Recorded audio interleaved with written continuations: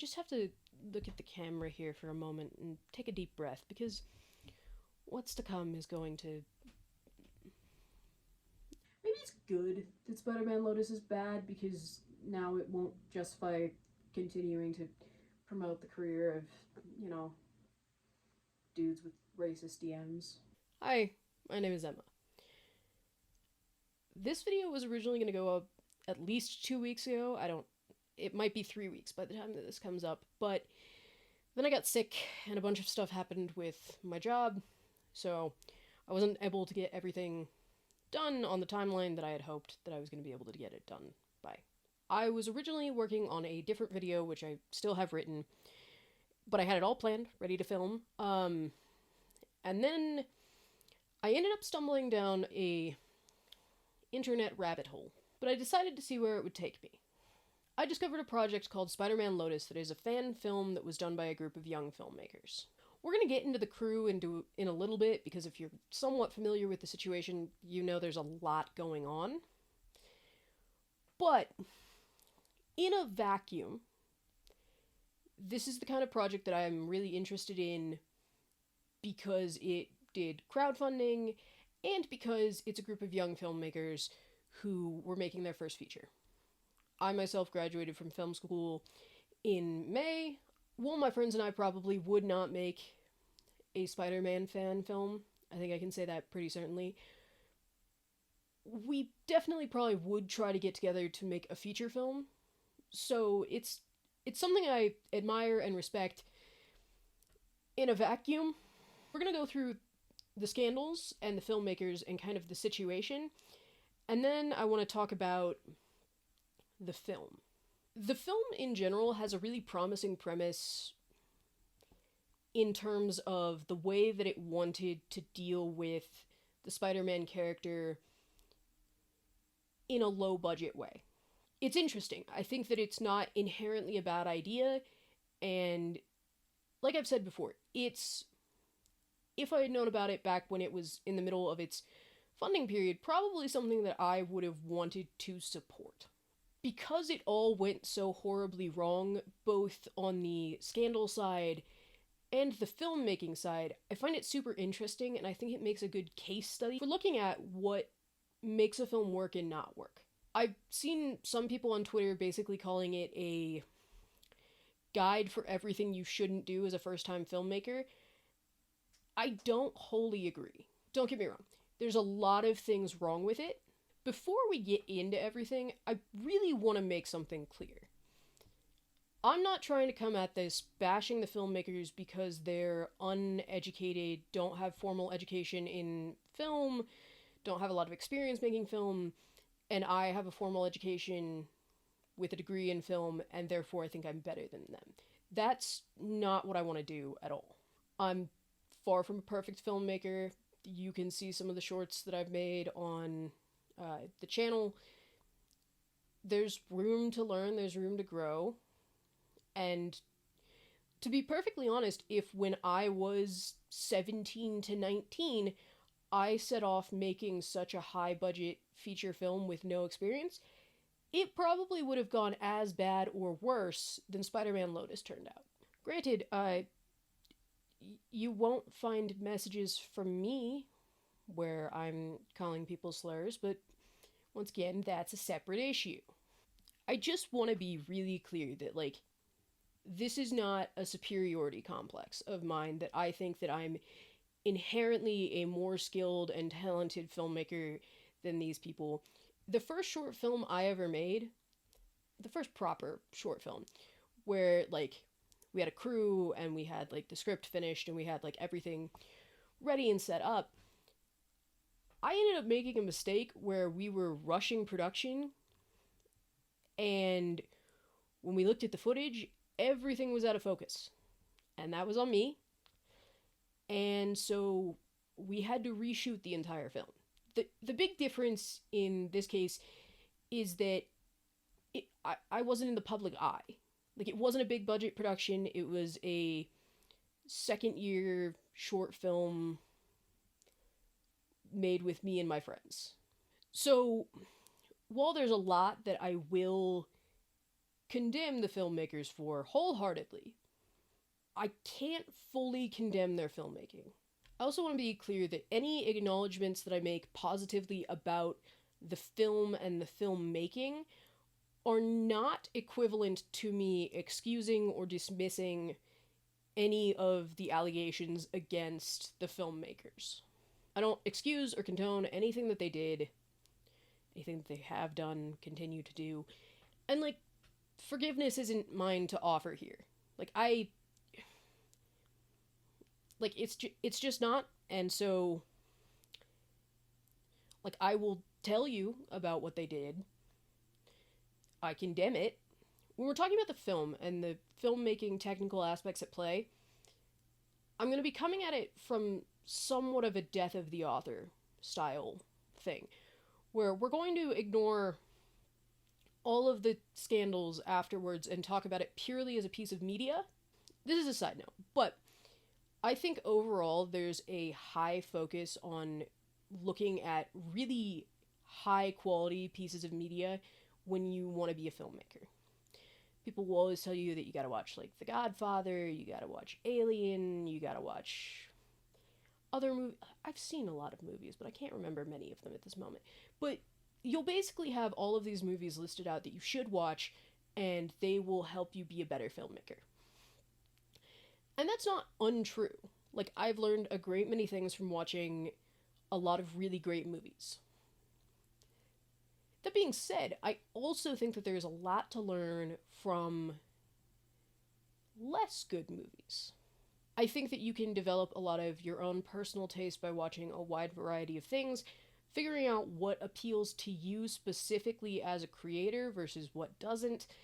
And I think that watching movies that are universally kind of considered to be bad is a really great learning experience because you're able to pinpoint the things that aren't working and what could be changed to potentially make it work. I've referred to Spider-Man Lotus a lot, so let's establish what it is properly. So, Spider-Man Lotus is a 2023 film. It's a fan film, which means it's not made for profit. It's available for free on the internet. So the film was directed by Gavin J. Konup, and it was co-written by Konup and the lead actor who plays Peter Parker, Warden Wayne. So it was originally meant to be the adaptation of two different comics, The Kid Who Collects Spider-Man and Spider-Man Blue. However, they did some additional reshoots and ended up also adapting the story of the night Gwen Stacy died.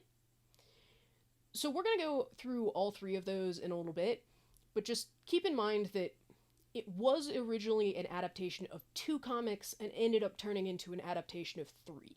A fan film is, like any form of fan fiction, it is just a adaptation of a character or a story by fans rather than people who hold the copyright for that material. So Sony owns the copyright for Spider-Man, but Konup and his team were able to make it by making it not for profit. And this is not a new thing. Many people have made fan films. Spider-Man Lotus is an hour and 45 minutes without credits. With credits, it is 2 hours, but I feel like that's an important distinction because a lot of people will put the runtime as 2 hours. There's only about an hour and 45 minutes of actual filmmaking there. The other 15 minutes are credits, which list all the people who donated to the film. Speaking of the donations to the film, the final budget for the film ended up being $112,000. How did Spider-Man Lotus get to be this prolific? How did it get this big of a budget? Especially since it's not planning, it can't make money, right? I am going to give Konup some credit here because I actually think that the way that he marketed the film in his crowdfunding campaign was kind of brilliant.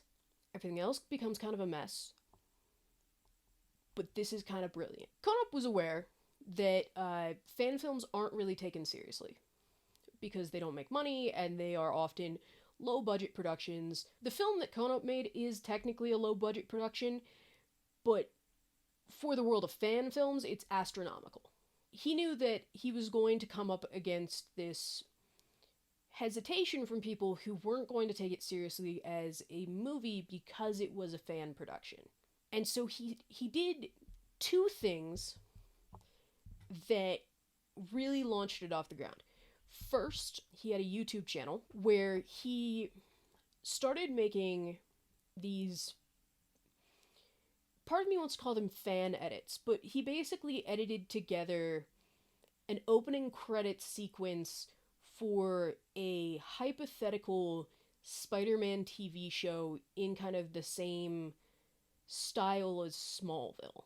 If you don't know what Smallville is, it's a TV show about Superman in his like teen years. He edited a series of these hypothetical intros and was able to create some buzz and a community who was really interested in seeing Konop's take on the Spider-Man character. So after he had done this, and I don't know what exactly the period of time it was that he was doing this, but it might have been a few months. And so he was building up hype for it, and he was getting a lot of people interested in it. And immediately after he dropped the final one, he announced the crowdfunding campaign for Spider-Man Lotus. He had created this group of people who were like, dang, it really looks like it would be cool to see what this guy would do with Spider-Man. And then he gave them an avenue through which to see that version of Spider-Man come to life. On top of the YouTube videos and the creating of an audience to funnel into the crowdfunding campaign, the other thing that Wayne and Konop did was that they financed a suit, like a full Spider-Man suit. They financed the production of it before they had the crowdfunding done. So they invested their own money, and they did this in order to basically prove to people that they were very serious about the movie turning out well. It showed that Wayne and Konop both were taking the project seriously and wanted it to have a high production value, which inspired confidence among the donors, and I think images of the suit at the time started circulating around the internet, which propelled a lot of the donation. The campaign was based on Indiegogo. It asked for $20,000, and it outlined basically several different tiers of the kind of film that they'd be able to make with different levels of funding. So at $5,000, there would be no action. It would be very linear, focused on Peter and his internal struggle. $10,000, they would be able to up the scale a bit. They would be able to have some CGI sequences. At $15,000, they would be able to bring on more supporting cast, and each tier would make it possible for them to make a more extravagant film, which makes sense. So there were two waves of crowdfunding. I want to be clear on that. The first wave of crowdfunding made over $20,000. I want to say it was like $25,000. They shot the first part of the film. They completed principal photography, which means that they shot basically everything that they needed to have in order to have a completed film by August of 2021. The crowdfunding page was technically still open at this time, and they edited a trailer. This trailer becomes very important because when they released the trailer, people got really excited. It began circulating a lot through the internet. The other thing that really made the trailer super important was that it was seen by and given approval from both John Watts, who's the MCU's director of Spider-Man, and in addition, so did Andrew Garfield, who, if you don't know, played the second version of Spider-Man. I don't actually know which one of those two things happened first. All I know is that both of their approval led to a lot more donations being made to the film, which ended up with the final budget of $112,000. Now we get into the scandals and delays portion of the video. You remember how I said that the film was originally an adaptation of 2 comic books and then eventually a third was added? That would be here.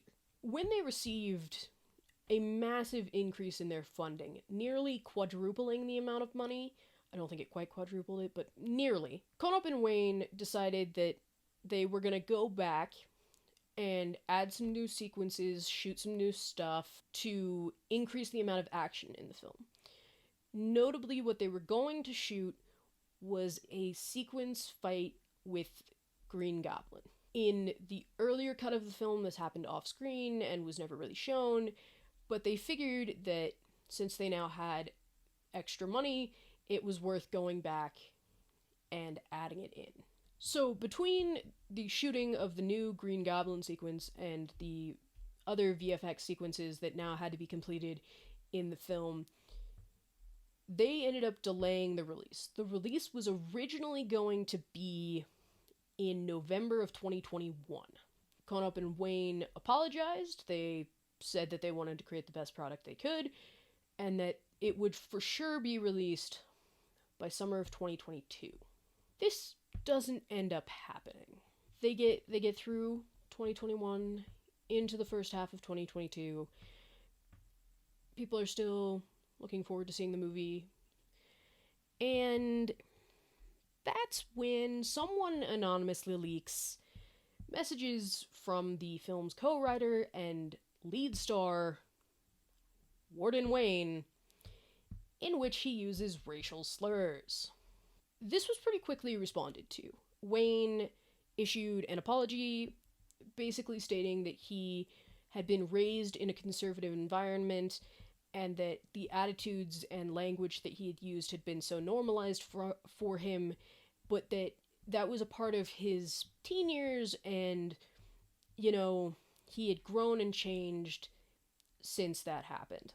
Wayne basically apologizes, right? He goes, "This was a bad thing for me to do. It was when I was younger. I was under the influence of conservative family, etc., etc., go so on and so forth, what have you." Now, this doesn't excuse it. Konop responds to this by saying that Wayne had told him early on in their collaboration that there was a chance that some stuff from his past might resurface, and that Wayne had apologized to him, and Konop accepted the apology. Yeah, in what I can only call arrogance, Konop's statement eventually takes on a hilarious irony. Because shortly after Wayne's messages are leaked, Konop's own slur-filled messages and tweets are leaked. I don't want to say it would have been better if Konop had, when Wayne's messages been released, been like, growing up, both Wayne and I had skewed views, and we've learned and we've grown. But it's a bold move to have your collaborators' messages leaked. Act like you're totally in the clear, only for your own racist and homophobic messages to be released. Also his tweets. They had his tweets. In a particularly ironic tweet, Konop was bashing the MCU Spider-Man movies and John Watts specifically. It leaves a bad taste in your mouth, like, really, dude? Fast forward to September of 2022, Konop issues an apology. He says something very interesting to me. He says that all of the tweets and messages that have been leaked were either one of two things: from when he was a teenager, or faked. He never clarifies which ones he claims were faked and which ones he claims were from when he was a teenager. From all of the information I have been able to find, Gavin J. Konop is currently 19 years old.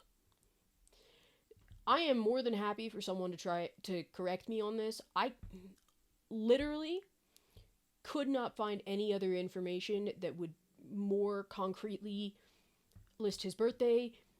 All I could find was that he is about 19 currently in 2023. Warden Wayne, I was able to find his birthday. It's listed on his IMDb, and so I know he's 23. but I can't definitively find evidence for Konop's age other than being listed as 19 in some vague articles. But so Konop was in his late teens for the entirety of the production of the film. I don't know how it's an excuse that they're from your teenage years when you're in your teenage years. I can't call this the wildest twist in this story, but I do think it's a fascinating one. Once Konop issued his apology, the person who leaked his messages came forward. And that person was a 15-year-old who had been friends with Konop 5 years previously.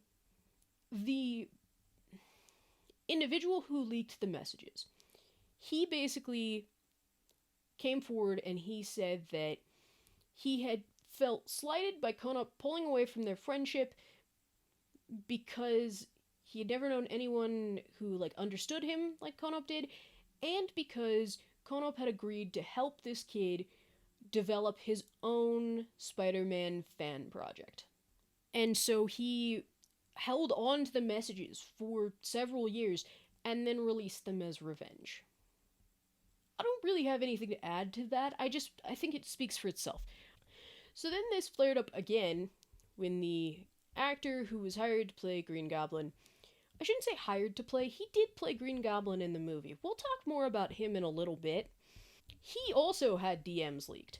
He says that he didn't take issue with Wayne's use of the N-word, but rather the spirit of the messages. People weren't pleased.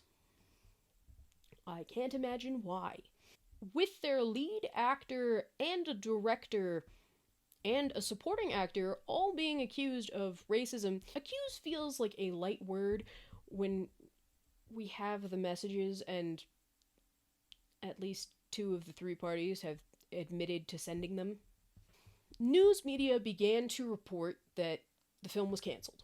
That didn't end up happening. That was inaccurate. The film was not canceled. Otherwise, why would I be here talking about it over a year later? But the crowdfunding page was inundated in the comments with people who, A, wanted their money back, and B, wanted their names off of the project. Because people who had donated were getting their names in the credits, and there were a lot of people who, after this came out, went, okay, I don't want my money going to a pair of racists making a Spider-Man movie, and I also don't want my name on that. And you know what? I can't blame them. I do know for a fact that no refunds were given, and I don't think any of the names were removed from the credits either. So in the aftermath of the Spider-Man Lotus Racism Scandal 2022, the team's VFX team walked away from the project. In the act of walking away, they claimed it was not due to mistreatment, but rather due to the fact that the project no longer aligned with their values, and that further increased the delay for the project. Now, I've seen some mixed stuff about the VFX team and kind of their experiences. I was not able to go through and find the information on what all of the crew members felt for all of the... Basically, what I'm trying to say, there appears to be a mix of responses from people who worked on the crew.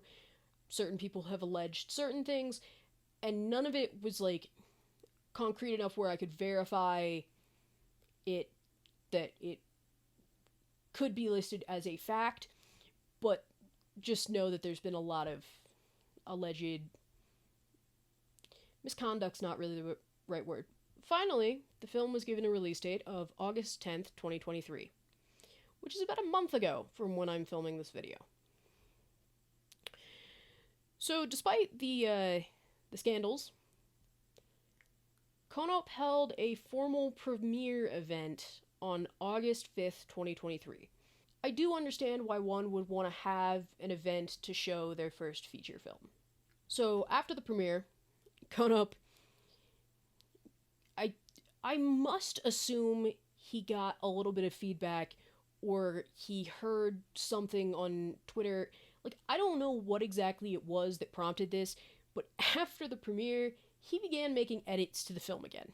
He missed his own release date, instead offering another trailer, and yeah, basically he released a statement saying, "Oh, there's one final delay. Like, I just want to make some final edits because once it's out there, it's out there." Fascinating statement from a man who, didn't think about the impact of his tweets, but whatever. The film was finally uploaded on August 11th, 2023. There have been some other allegations. Now, I tried to look into all of this a little bit more, but it was a bit murky, and all of the articles that were written about it were really focused on the racism scandals, which is fair. It's just that the new stuff hasn't gotten a lot of attention, which means I don't have a lot of information. You all remember the actor who played Green Goblin, who said that he didn't take issue with the lead actor's use of the N word, but rather the spirit of the messages. Yeah, so he's been accused of grooming an acting student of his. There have also been allegations that Konopp knew about this. Once again, all alleged. Another alleged thing that happened was that Konopp had more messages leaked in which he speaks very misogynistically and very disparagingly about the actress who plays MJ in the film. The climate around this film has been a mess. We're just now into the film. Let's get into the 3 comic books that this is trying to adapt. Alright, we have the night Gwen Stacy died. Green Goblin throws Spider-Man's girlfriend, Gwen Stacy, off of a bridge. Spider-Man is unable to save her, and she dies. And then he goes and fights Green Goblin.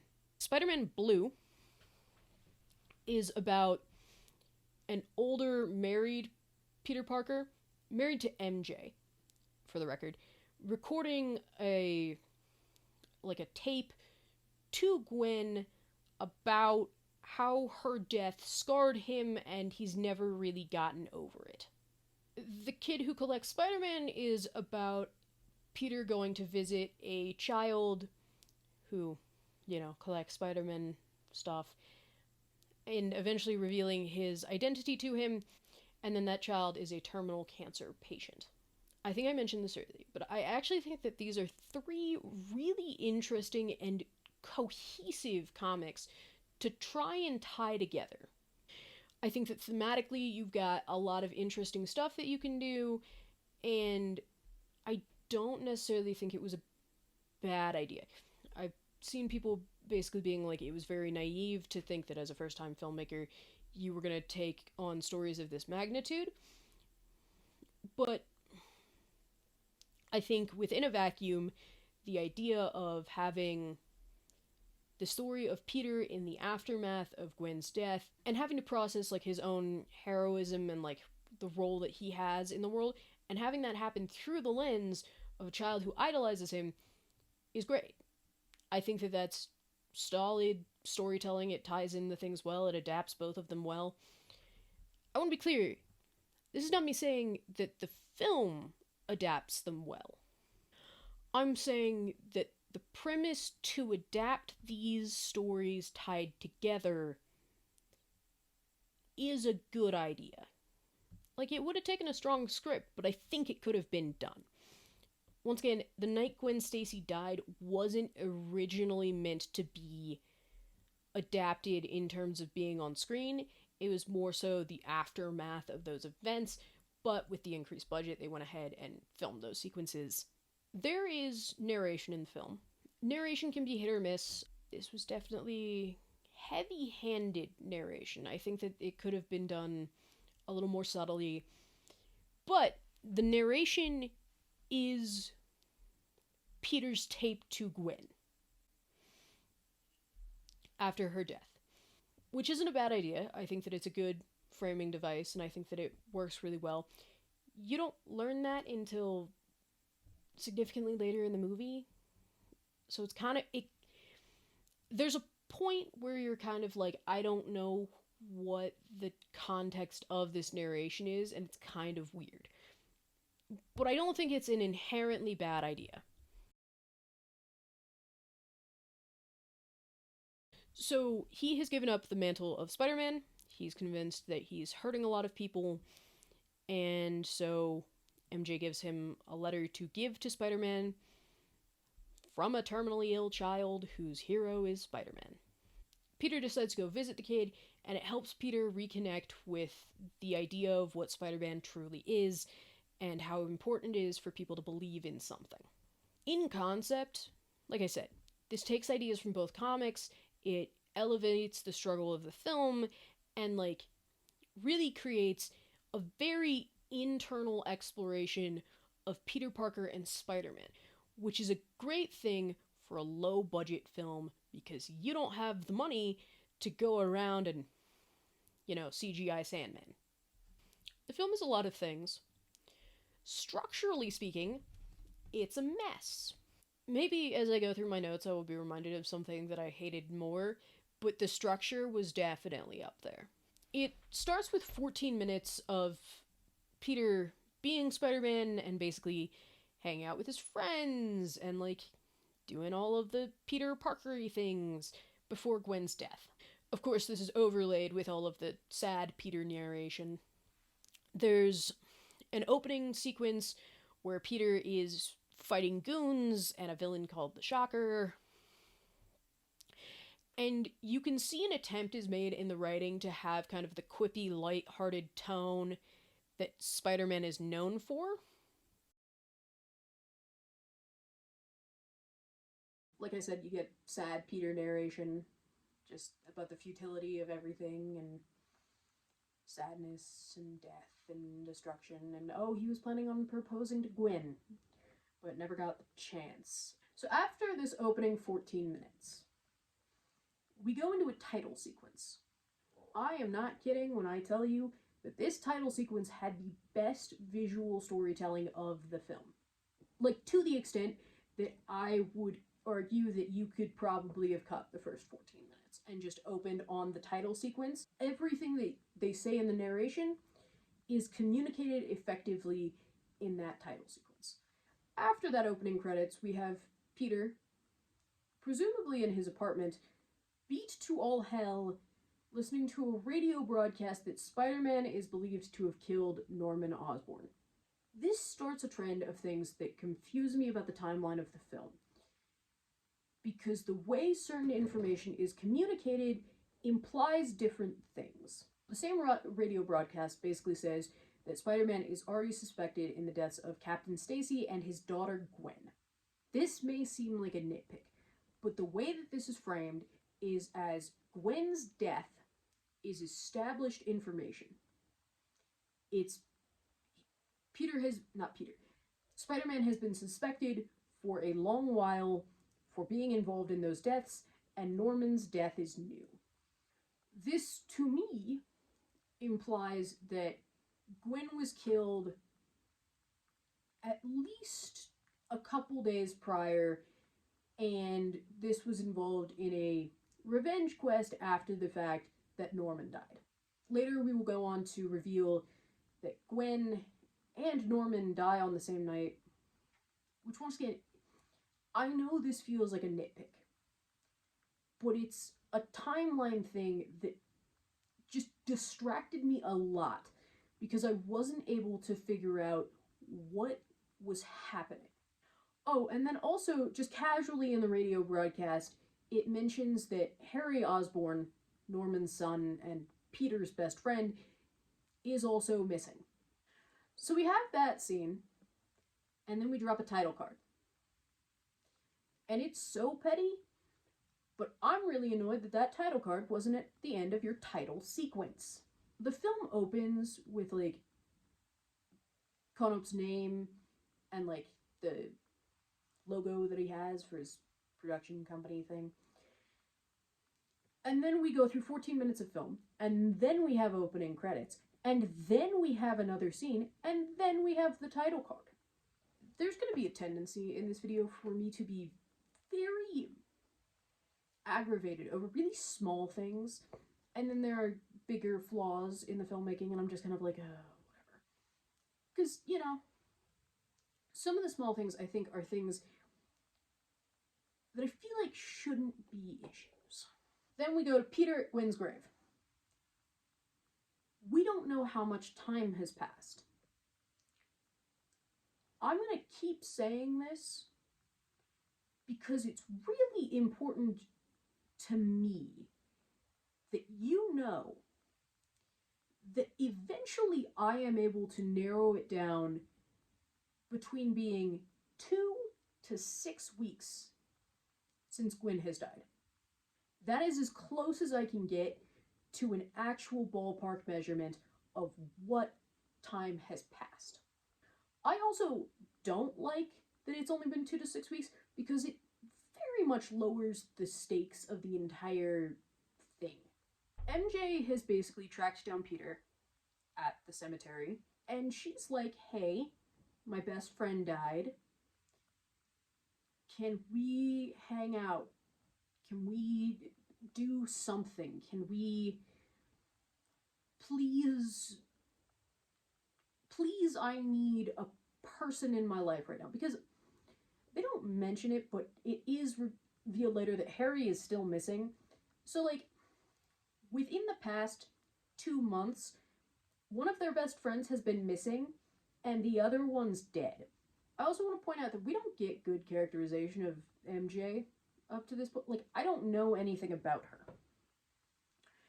Which makes what happens next super confusing. Because Peter blows up on her, calling her an attention whore who makes everything about her. I genuinely can't tell you if that's the characterization I'm meant to be getting from MJ.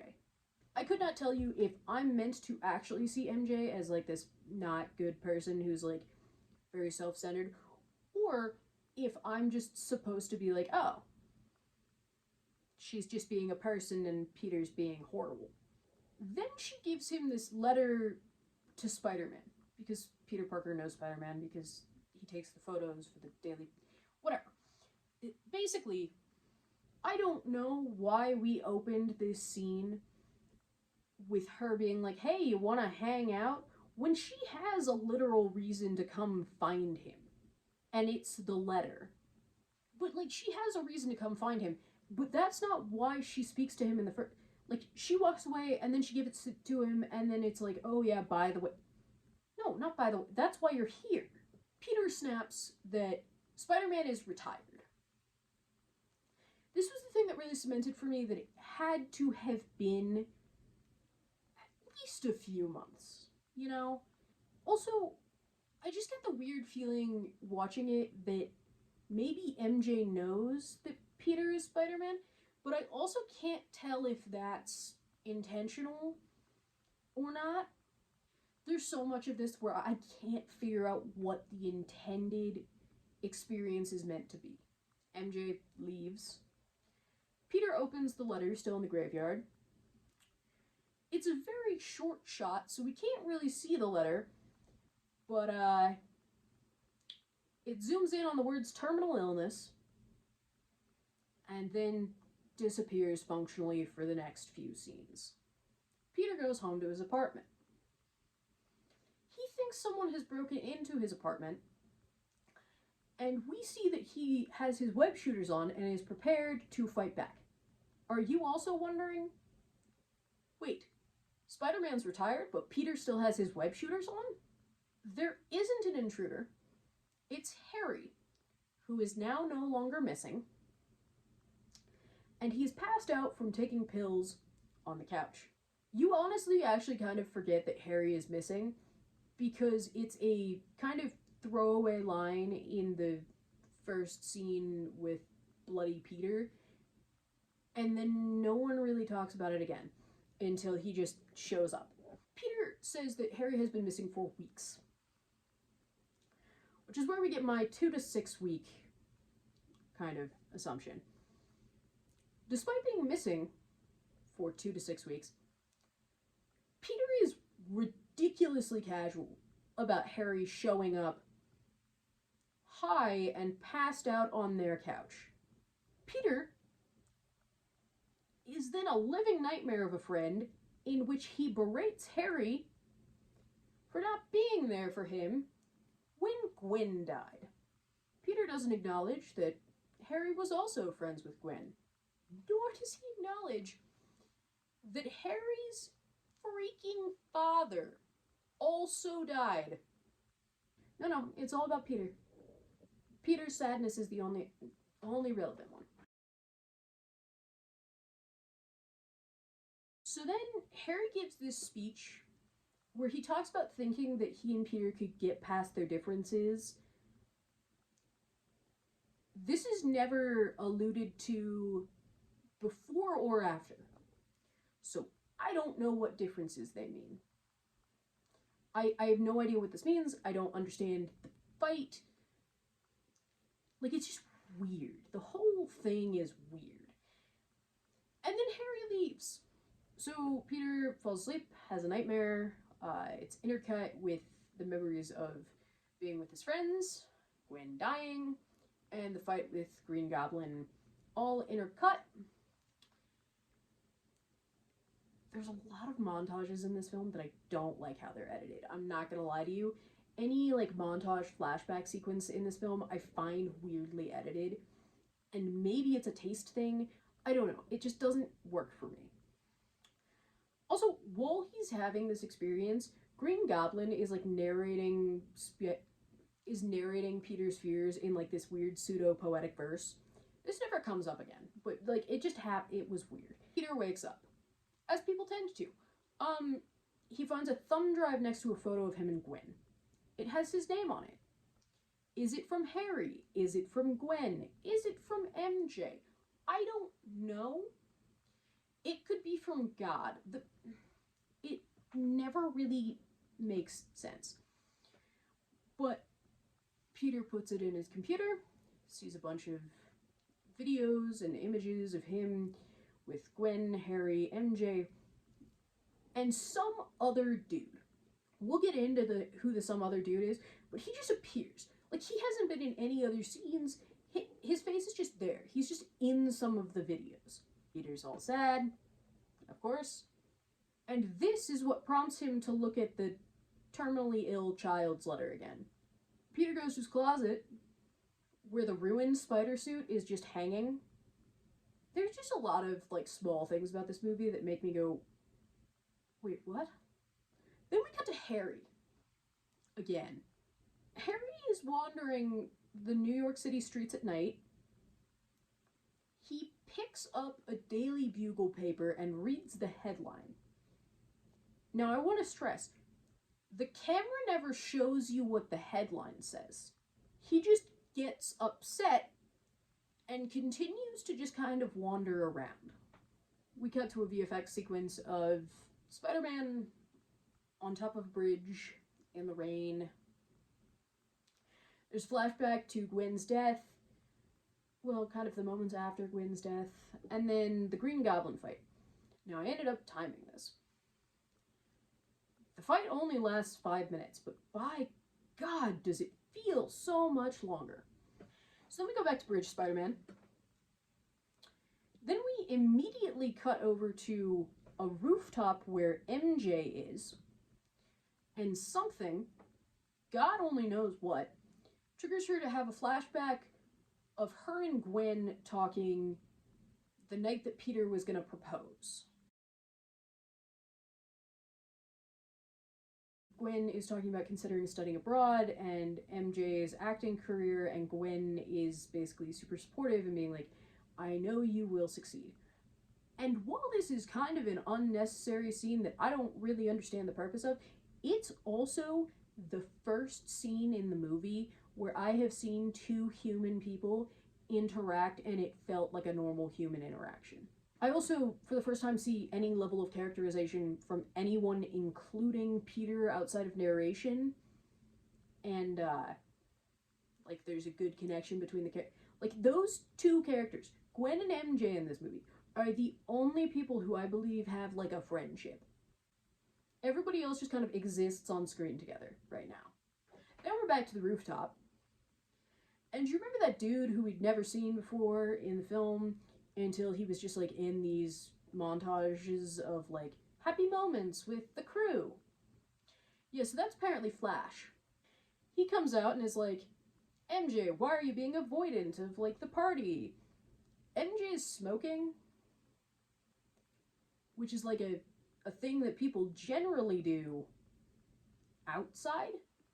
There's a long scene here that, like, all I can explain it as is Flash waxes poetic about the virtues of Peter Parker to MJ. Then Flash is like, oh yeah, I'm joining the military. My girlfriend is upset about it and mad at me, but I want you, MJ, Peter, and Harry to come to my going away party. MJ is like, bro, Harry's missing. And Flash is like, oh, you didn't hear? He's back in New York. No. That's never explained. Like, I don't know how Flash knows this. Then we cut over to Spider-Man breaking into a terminally ill child's bedroom. So there's a really good sequence here where Peter is like taking in the collection, like he's looking around at the walls that are covered in memorabilia about him. So then they're talking, and the child asks what happened to the girl on the bridge. So this is presumably Gwen. It's at this moment that we cut back to Harry, who is now in the cemetery looking at his father's grave in the middle of the day. He then has flashbacks to him and his father's relationship. And then MJ, who apparently has a sixth sense for finding people at graveyards, comes and finds him. Then we're back to the child's bedroom. Peter goes, it's my fault Gwen died. He doesn't... That's basically the spirit of what he says. Then he tries to explain to the kid that Spider-Man isn't a hero. To me, this would have been a moment to explain the actual nuts and bolts of what happened on the bridge with Gwen. Because that never happens. Instead, he claims that Spider-Man isn't a hero because of what happened with Uncle Ben 5 years earlier. So we get an origin story montage. Peter just keeps saying, I can't do this during the middle of the conversation with his kid. And he says it several times before he finally is like, oh, I can't do this, and actually leaves. So in essence, Peter Parker showed up to a dying child's home, trauma dumped on him about how he's a bad person, and then bailed. Then we cut back to MJ and Harry. They're in a car, it's raining, and they have this long conversation that I don't remember the specifics of, but in the end, MJ is like, oh, Harry, like, you were the glue that held our crew together, and you gave us one of the greatest nights of our life because we stayed to watch fireworks longer because you asked us to. I don't know. I couldn't tell you the relevance. There's just a lot going on. So then we cut back to Spider-Man, who goes to talk to the child's mom and is like, your son needs a better hero. And she's like, okay, but like, you're the person he believes in, and are you going to be the jerk to a dying kid who wants to believe in good? And so then Spider-Man's like, oh, you're right, that kind of sucky. Apologizes. The kid asks to know his identity. Peter shows him his identity and then explains that he's helped him remember what the mask means. Then before Peter leaves, the kid asks if this means that Spider-Man is coming back, which I feel like I must reiterate. I feel like there needed to be a hiatus for Spider-Man being gone longer than the 2 to 6 week period that it must be in this movie. Peter basically says he's always in the neighborhood, swings out. So then we get this narration from Peter to Gwen about how he's learned and changed and he misses her, and the child who saved Spider-Man dies off screen and we see his gravestone. While he's recording this, MJ and Harry show up at Peter's house. MJ is like, "Oh, hey Peter, tell Gwen that I miss her," which is a lot more impactful in the comic since they're married at the time and it's been several years, and you would think that maybe she would be upset about him talking about his first love, but like, whatever. Then Harry apologizes to Peter. Goes on a monologue about being a screw-up and being jealous of Peter, and then says that he should have been there for him. I would like to remind everyone that Harry Osborn in this movie lost one of his best friends and his father in the same night, and has an addiction. Peter does not apologize. They all agree to go to Flash's goodbye party. Harry leaves. Peter tries to apologize to MJ for yelling at her. She says, no, you don't have to apologize. It was a wake-up call I needed.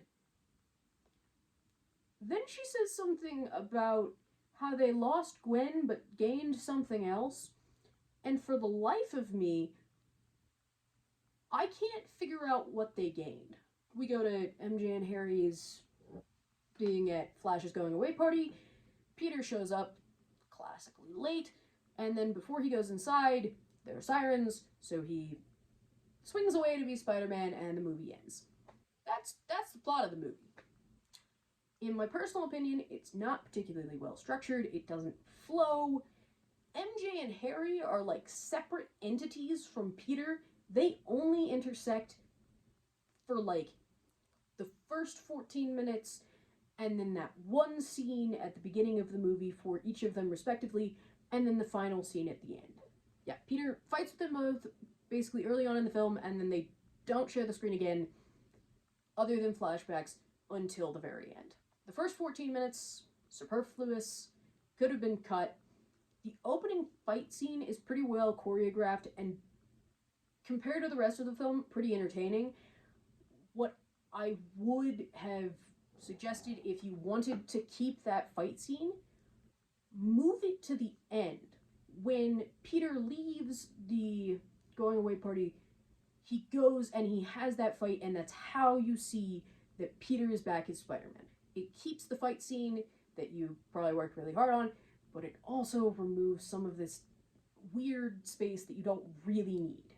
When it comes to the character, they are really hoping that you are able to transfer your understanding of the characters and their relationships from the outside media. There's just not much characterization at all for anybody. The VFX is done really well. It's really quality VFX. They did a really great job. The problem is that when you have these scenes of Spider-Man swinging through New York, it's so visually different because it's obviously animated that it just feels jarring and disjointed from the live action. But, like, to a certain extent, that was an inevitability, and I don't fault it too hard on that. Cinematography-wise, there's a lot of instances where they are holding on a shot. Pretty often, it's on, like, a character's face, and they're holding on that shot, and then they lose focus in the middle of the shot. And so instead of getting, like, another take or cutting to, like, the opposite, there's just a lot of it being out of focus.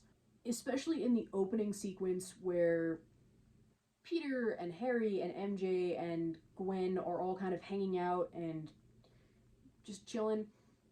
There's a lot of distracting stuff with the lighting. They're shooting these long takes where people are walking down the street, so it makes sense for the lighting to change, but it changes so drastically that they will go from underexposed to overexposed and back in like 30 seconds. That thumb drive that I don't really understand where it came from, is full of this footage that's meant to be shot by Peter and his friends. It's poorly lit and badly shot, and that's meant to be like, oh, like they shot it, so like it's an amateur video, like it doesn't have to be good. But there's a lot of ways to shoot like a kind of amateurish video that doesn't look super distractingly bad.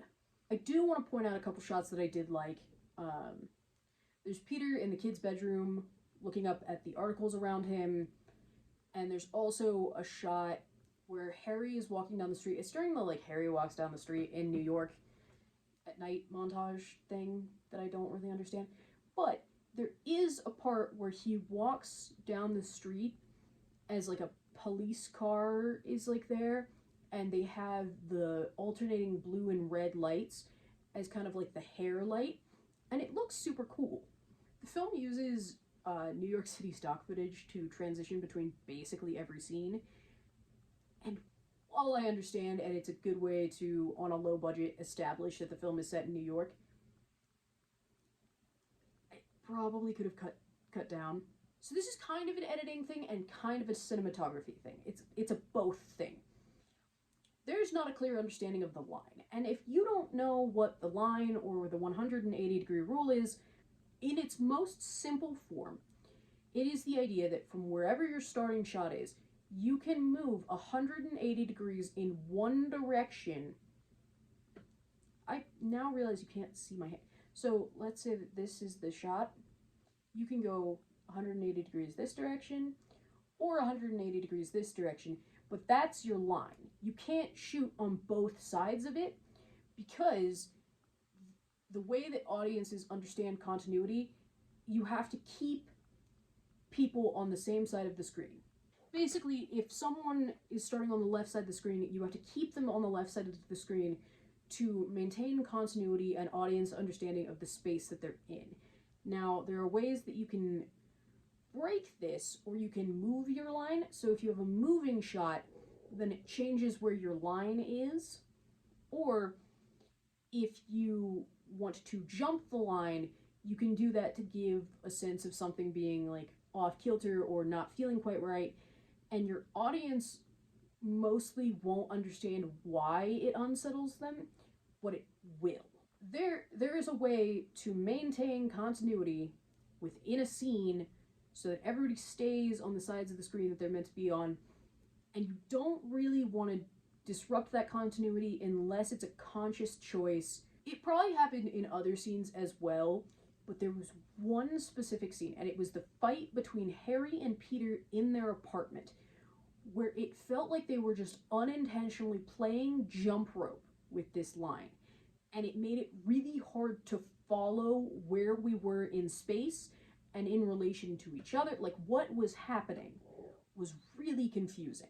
I mentioned it earlier, I didn't love either the montages, the flashback sequences, or the nightmare sequences.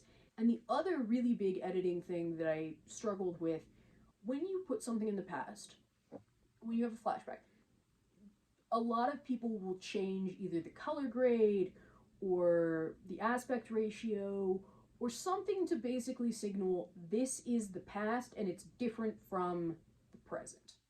And this film does do that. It's not like you cut back and you're like, oh, where are we in the timeline? No, like it starts by having all of the flashbacks take place and be in black and white. Then that changes. Then it has the scenes begin in black and white and then fade into color, and sometimes then it fades out to black and white again before it cuts again. And then sometimes it's black and white everywhere except for Spider-Man, who is red. And actually, I think anything red in the frame, because there was a box that had like red text on it that was still red. The flashbacks were not visually cohesive, which can just be a bit confusing. The production design, I thought, was one of the best things about the film. The costuming was pretty well done. We'll stick a caveat on the Green Goblin and come back to it, but look, the Spider-Man suit is cool. There's not really a way around that. Like, they put the money in, they did the design, it's a cool suit. Most of the locations feel like they could be real places that you could just kind of wander into. The kid's bedroom, especially, is really well designed. People online have mocked the wigs for both MJ and Gwen. I think they're fine. They're not great wigs, but I don't think that. Look, let's be clear. The wigs on the actresses are nowhere near this film's top 20 problems. Green Goblin does not look as cool as Spider Man. Doesn't even manage to look as cool as the Shocker, who is also in the movie. I've seen some stuff where the filmmakers were like, oh, well, we're embracing the source material, and so blah, blah, blah, blah, blah. The thing is, everything else feels quite grounded and realistic in its design, and Green Goblin just doesn't. It looks like they're trying to just, like, make a cartoon just look real. You know, sound-wise, it could have been a lot worse. Sound is a shockingly hard thing to do in film, and it's one of the things that people won't forgive you for is having bad sound. Like, you can forgive a lot of other things, but you can't really get over bad story and bad sound. And you know what? It was mostly pretty good. The one thing that I would say maybe should have been done differently is that during the opening fight scene and basically any scene where Peter is wearing the mask, they should have ADR'd his lines, which means basically you re-record the sound and replace it in post. And this would be relatively easy to do because the mask covers his lips, so you don't have to sync it to how he said it. But I think that would have just upped the production quality a little bit. The score isn't bad. It's actually pretty good, but it's pretty constant throughout the movie, and it would have been nice to have moments to let scenes breathe without music. The acting, considering how little character there really is here, it's like there's not much in this script, but the actors do their best. Like I can't really fault the acting too much, to be perfectly honest. That one scene with Gwen and MJ, like I don't think it needed to be in the movie because as far as the greater narrative of the movie, it didn't make sense to me. But like it's got my favorite performances.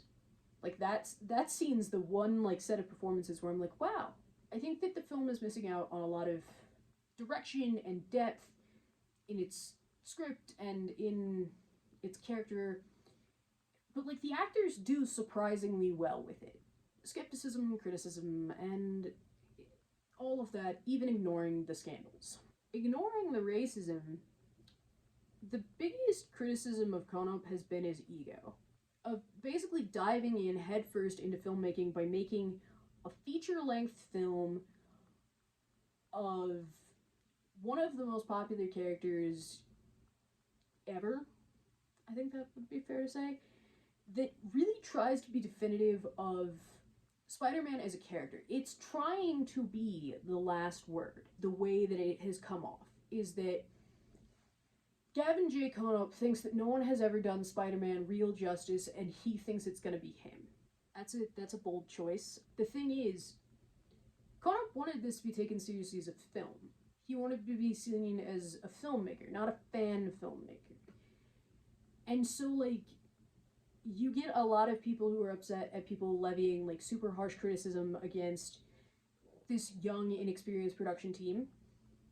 And I guess the thing is, like, if you want to be the serious director, build the platform, receive over $100,000, and, like, if you want to be called a real filmmaker, then you gotta accept the real film criticism. And I see both sides. I sympathize with the filmmakers because, look, I've only ever made shorts, but I know that it is crazy difficult to make films, okay? There's no way around it. It's hard. There's a learning curve. And, like, as I said earlier, if I had taken on a similar project at the time in my life that Konop is in his, it would have been even more of a wreck, just in the film sense. Like, if you dig into my personal life, you're not going to get what has come out in Kono. I think it was dangerous to basically try and position himself as the Spider-Man guy. The guy who will finally do Peter Parker justice. Like, if you don't have the skills and experience to back that up, look, don't get me wrong, like, if Steven Spielberg was like, I'm gonna do Spider-Man right, okay. But if you're not someone who has experience, who knows what they're doing, that's gonna bite you in the ass, because someone is going to call you out on being inexperienced and not pulling it off to the highest level that it could be. People don't like arrogant people. People don't like people who talk about how deeply they understand the character like nobody else, and they're going to be able to do something that no one else has been able to do, and then they can't. That's why people have been so harsh. My biggest suggestion for everyone, including myself, be humble in the way that you are positioning yourself. Don't be like, oh, I'm gonna make the biggest thing ever. Spider-Man Lotus is a disparate mess. There's solid filmmaking embedded in it, though.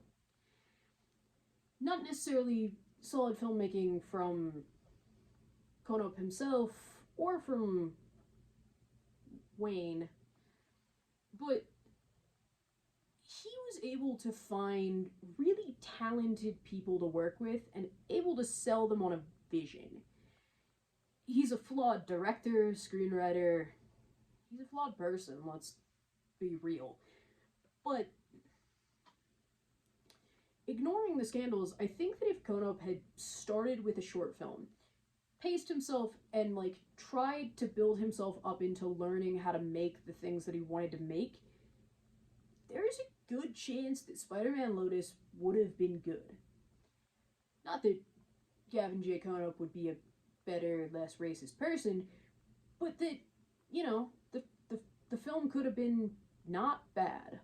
Maybe it's good that Spider-Man Lotus is bad, because now it won't justify continuing to promote the career of, you know, dudes with racist DMs.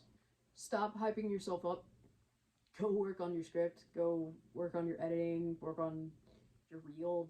Do the stuff that you need to do to be better. Don't, like, sit there and be like, I'm the best, I'm the best. Like, no, you're not. No one's the best. Even the greatest filmmakers of our time are still working towards learning things. I thought this was an interesting thing to look into, because it kind of intersects with where I'm at with, like, low budget indie filmmaking and kind of all of the stuff that comes with that, and also like internet drama side of this, which was very different to cover. Look, I hope you liked the video. I hope that I was able to communicate the amount of nuance that I want to, in that I have no sympathy for Kono and Wayne receiving the consequences of their actions insofar as their racist past being revealed, but I am interested in the project kind of generally and what we can kind of take from it. I'm not reviewing movies on my Instagram currently because apparently I might be an influencer, which was horrifying to realize, and therefore I don't want to cross SAG. I just don't want to cross SAG by talking about films from struck companies, so all that's on hold, but I'm still reviewing books and stuff on my Instagram, posting memes, doing the dumb stuff that I do on the internet. You can check out my video essay on the life and career of Alice Guy Blaché, the first female filmmaker. Let me know if you watched Spider-Man Lotus, if you liked it, if you hated it, what are you thinking, what's going on, if you like the stuff that I'm doing. Comment letting me know what you want me to look into next. Subscribe, comment, share, like, do all the things. I've run out of words to say, which is shocking. Apparently, the time that I can speak in a row is about 2 hours. I hope to see you guys soon.